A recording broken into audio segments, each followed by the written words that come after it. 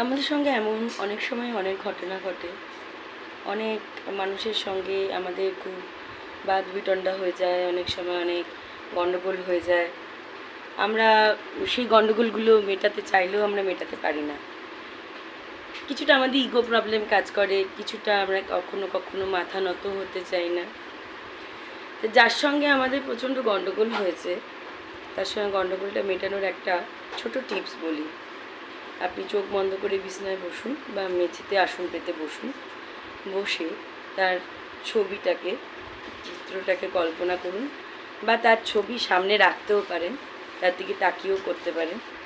এভাবে তার দিকে তাকিয়ে বায়ো বায়ো বায়ো এভাবে 108 বার জপ করুন।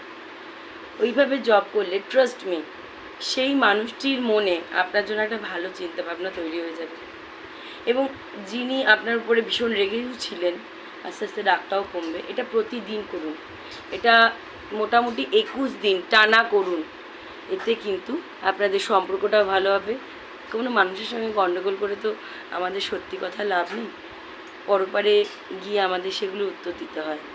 তাই কী দরকার, গণ্ডগোলগুলোকে এইভাবে মিটিয়ে নিন। ধন্যবাদ।